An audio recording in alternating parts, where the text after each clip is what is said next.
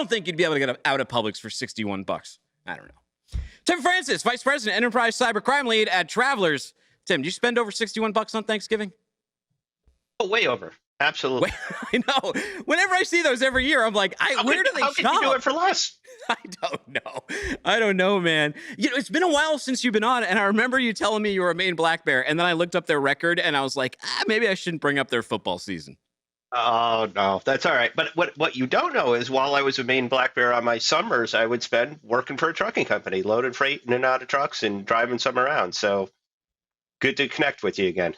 Absolutely. Well, it's a good time to connect. There have been some headline-worthy hacks that have happened in supply chain recently. I know you have the latest word on what's going on in cyber. You released your annual risk index, and I'm really curious to see what we can learn from it. Yeah, I mean, it tells us kind of almost every year we see the same thing, or maybe we see an increase, right? Which is our customers, whether they be in the freight business or not, but even inside the freight business, are really concerned about cyber incidents, how the technology used and the data they use. And Jake was just talking about all the different ways that you're using data, right? If that gets compromised, the impact to the business is significant. So people are really worried about it. Unfortunately, they should be worried about it because we see these kinds of things happen all the time inside a supply chain and outside a supply chain. We just had a report on FreightWaves. There was a load board. I won't name them. There was a load board where phishing super common. Someone does a spoof website. Yeah. They say, hey, you got to enter your data in. It's been hacked. It looks almost exactly like the website, but you have to look at those extensions. You have to be extra cautious. Can you give us an idea, though, what your report is saying about the frequency of this and which types of attacks are happening? Well, I mean, there's not a company... They're not an industry that's not getting affected, and we see companies impacted every day, right? Not every company every day, but every day there's somebody that's being impacted, and usually on most days it's more than one. And it's a variety of different things. It's exactly that kind of thing you talked about: it's phishing, social engineering, right? And it's and more importantly frequently on the social engineering, it's not necessarily company A that's getting compromised, it's company B that's getting compromised, and now the threat actors will reach back out to company A and they know something about when an invoice is due, how much is due. So they're really able to make a really sophisticated play to get business, to get money, to get data. So we see that a lot. And we see ransomware. Ransomware really is affecting transportation companies in a lot of ways because it's not that they're hacking into trucks and things like that, right? That can happen. But what we're seeing is they're hacking into the systems.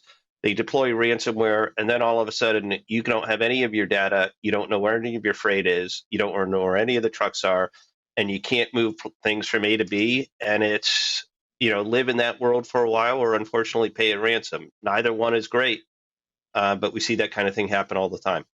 I've been, I know people who have been hacked before. I personally have been hacked before, and you always get this sort of existential dread that your data is now out there and they have access to something, and maybe they've even put a back door in. But what are the consequences that you see for actual companies who are exposed to this risk and expose their partners to it? Well, I mean, these are, in the best of circumstances, it's a really, really bad day. Right. And everybody's anxious and the work isn't getting done and the stuff isn't getting to where it needs to be and you're losing money. That's the best case scenario. Worst case scenario is you can see companies go out of business. Right. You were talking with Jake and before in your intro about some of the margins that the transportation companies are operating under. Right. That's when everything's kind of sort of going the way it should. Now imagine that your computers are all locked up and you don't know where stuff is. You can't pay the people that you're supposed to pay. You don't know how much to pay them. Right, that can actually take a company that's operating on a thin margin and put it out of business, right? Ooh. And on top of that, just what you were saying too is, maybe the threat actors are in your system. Maybe you identify that they were in the system, but then you got to figure out, well, how do we keep the next guy from getting in? And are the bad guys still in the system? This is really complicated stuff, and you need access to the professionals that live and breathe that every day to figure out how to combat it, how to deal with it, how to prevent it from happening again. So what advice do you have? And prevention is always better than trying to fix the problem after it's happened. So what suggestion do you have to brokers, carriers, our listeners with this growing problem? And if you look at charts on it's growing massively. Yeah. I mean, just some basic stuff, or what I think is basic stuff is Making sure that you're using updated systems, not what we would call end-of-life systems, right? So if you're using system software that's no longer supported by the manufacturer, that's a bad idea, because if it develops a vulnerability, they're not going to be able to throw a patch at it, right? Number one. Number two, use what we have, multi-factor authentication, right? So when two systems are connecting or people are connecting to a system, that it's not just password and username and password, that there's a more sophisticated connection. That's probably the number one thing that we see compromised, where multi-factor or MFA isn't being used.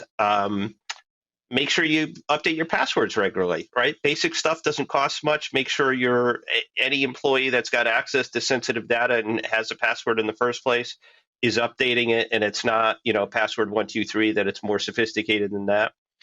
And have an incident response plan. We should be operating in a world where, unfortunately, we should do everything we can to prevent these things, but have a plan that assumes that you're not going to prevent everything, and you may wake up and have a bad day, and what are you going to do about that if it happens? And does everybody that's on the team need to know what their role is going to be and be able to execute on that role? Is like a cyber audit something you should be doing frequently, like to test these readiness practices to make sure they're implemented? Yeah, I mean, at least annually, and maybe more often than that, quarterly, right? Depending on how big the company is and who does what. And you've got a lot of listeners that are kind of probably in different ends of that spectrum, right? But annually, for sure, make sure that the plan, people leave, get different roles. And so you're just, updating contact information. I mean, we see sometimes even basic stuff, it's almost go old school on some of this, where you have an incident response plan with everybody's phone number and email, and that lives on the computer, and then your computers are locked up, and you don't even know how to call anybody because you don't really know that guy's phone number, because you don't ever actually plug in the numbers. You just hit it, right? So basic stuff like printing out some of that stuff so that it doesn't all live in a computer in one spot that maybe you wouldn't think of. And just thinking about, okay, if the systems are down, what are we going to do? Who's going to do it? And how are we all going to communicate? And practicing that plan is super important. Tim, lots to think about, especially as we head into the holidays. Anything to leave us with, and where should people go to if you've gotten them concerned about cyber? And they should be, even if they're doing the right things, you should always be concerned. It's a growing issue. Where should they go to get more information and see if, Well, hey, they need one of those audits?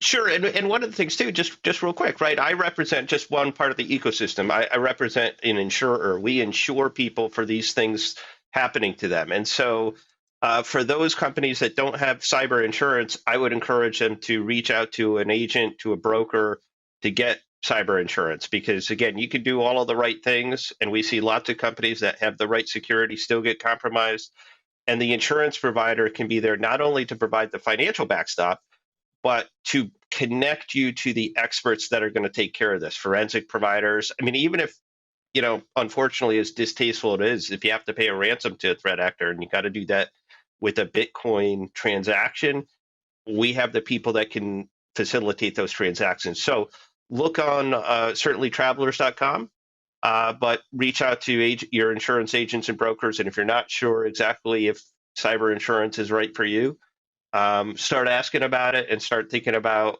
how that might work for your organization.